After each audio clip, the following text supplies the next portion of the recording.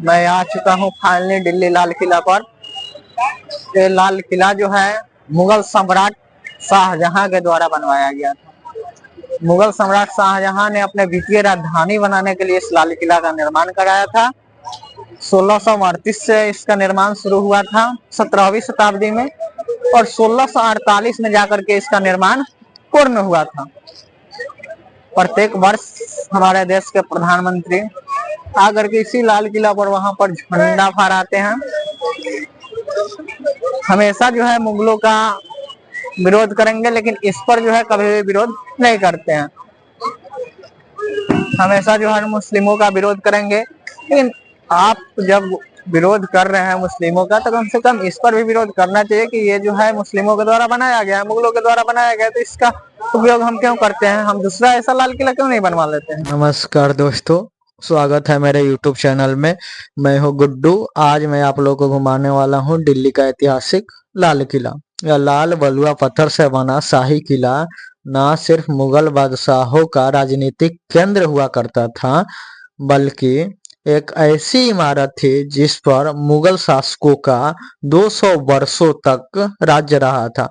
मुगल बादशाह शाहजहां ने इस किले के निर्माण के लिए उस्ताद अहमद लाहौरी को चुना था, जो ताजमहल के भी आर्किटेक्ट थे। करीब 250 एकड़ में फैला यह भव्य किला मुगल राजशाही और अंग्रेजों के खिलाफ गहरे संघर्ष की दास्तां बयां करता है। हिंदुस्तान के जंगे आजादी का गवाह रहा यह लाल किला सौंदर्य और अनुपम का उदाहरण है। इसका इतिहास बेहद दिलचस्प है। तो आइए जानते हैं भारत के गौरव माने जाने वाले दिल्ली के लाल किला के बारे में।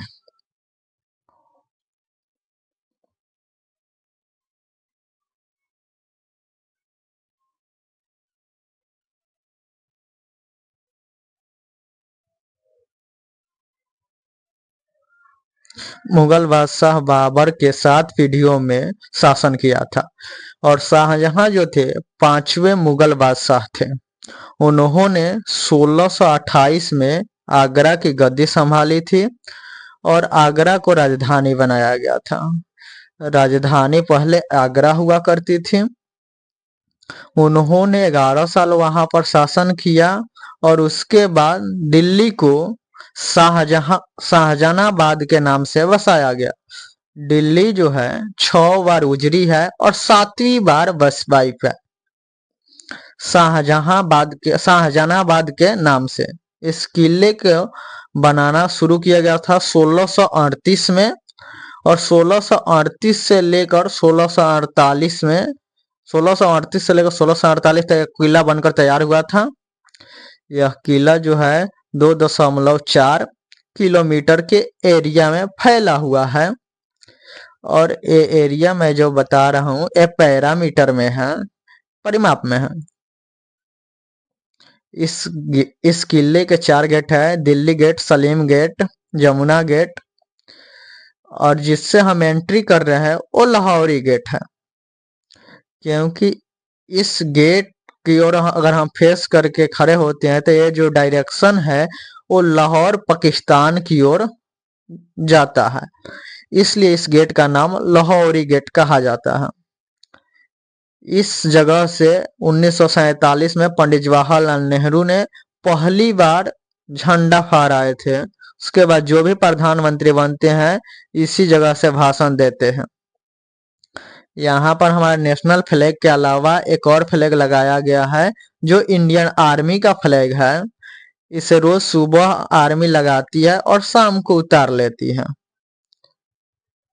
ये है चकाचौक मीना बाजार। शाहजहां की 2 बेटियां थी, रोशन तारा और जहान तारा। ये मार्केट उन्हीं लोगों के लिए लगाया गया था।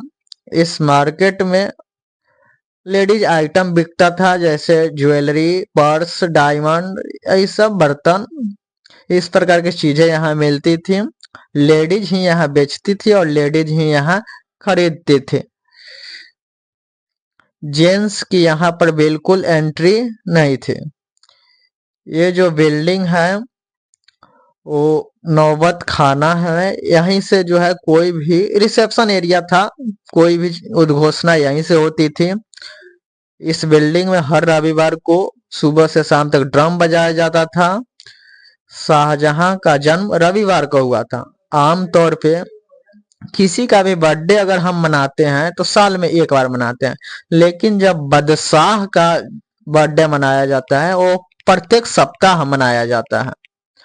आप जैसे फिल्मों में देखे होंगे, जैसे बोला जाता है बाम में लाजा होशियार, मतलब किसी के आने की घोषणा, तो यहीं से वो अनाउंसमेंट किया जाता था, यहीं से घोषणा किया जाता था। ये जितनी भी पेंटिंग आप देख रहे हैं ये अलग अलग मुगल बादशाहों के समय की है। ये सभी पहले गोल्ड की हुआ करती थी। ये देखिए, ये जो बिल्डिंग में जितने भी फ्लावर्स दिखाई दे रहा है, फूल वगैरह, सब गोल्ड प्लेटेड हुआ करता था, जैसे कि सनराइज के समय में ये शाइन कर सके, मतलब जब उजाला दे सके। और ऊपर में ये 5 जो खिड़कियां दिखाई दे रही है, ये 5 टाइम के नमाज का सिंबल है। ये है दीवाने आम। जैसे प्रेजेंट टाइप में सुप्रीम कोर्ट होता है, हाई कोर्ट होता है, उस समय में एक कोर्ट हुआ करता है। इस गार्डन में एक तरफ लेडीज बैठा करते थे, एक तरफ जेंट्स बैठा करते थे। इसमें पहले मार्बल लगा हुआ था जिसे ब्रिटिश ने तोड़ दिया था और बर्बाद कर दिया था। तो चलिए दीवाने आम के पास में चलते हैं और इसकी जानकारियां आपको देते हैं। और शाहजहां के 4 बेटे थे। ये चारों पिलर जो है उन्हीं लोगों के लिए जो है मफलर का गद्दी बनाया गया था, चारों बेटों के लिए। चारों बेटे उनके बैठते थे और बीच में शाहजहां बैठते थे मार्बल के चेयर पर। और नीचे जो टेबल है इस पर वजीर बैठते थे जिसका नाम था साबदुल्ला खान, जो आम पब्लिक न्याय मांगने के लिए अपनी फरियाद लेकर वजीर को सुनाते थे। वजीर आकर बादशाह को सुनाते थे। बादशाह फिर उस पर डिसीजन लेते थे, क्या करना है, क्या फैसला देना है। आपने जैसे पुलिस स्टेशन में लॉकअप रूम देखा होगा, अर्थात जेल या कारावास, उसके बाद से कोर्ट में पेश किया जाता है, उसके बाद सजा होती है तो फिर जेल भेज दिया जाता है, वरना रिहा कर दिया जाता है। कुछ समय के लिए कैदी को यहाँ पर रखा जाता था और जब उसको सजा हो जाती थी तो आगरा जेल में शिफ्ट कर दिया जाता था। जैसे कि अकबर के दरबार में दानसन हुआ करते थे, वैसे ही शाहजहां के दरबार में आर्क हुआ करते थे, जो कि ग्रीक ना आर्फ्यू जो थे ग्रीक नागरिक थे।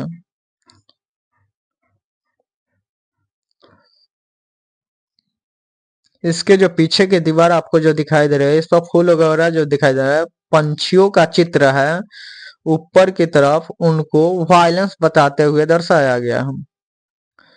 ये किला जो है इंडो इस्लामिक डिजाइन से बना हुआ है। इसमें हिंदू और मुस्लिम दोनों प्रकार की चित्रकलाएं देखने को मिलेगी। ये जो ऑरेंज लगा हुआ है ये 5 धातु से मिलाकर बनाया गया है ताकि लोहा गले ना। इसमें कॉटन्स लगाए जाते थे जो कि हाथी के सूर की तरह हुआ करता था। पत्थर के सपोर्ट में बनी हुई है, इसको शुभ माना जाता था। आइए अब देखते हैं मुमताज महल। सन 1911 में पहला जो म्यूजियम बनाया गया था वो मुमताज महल। इस म्यूजियम में जो है बादशाह का चेयर, गद्दी वगैरह और खाने का बर्तन रखा गया है।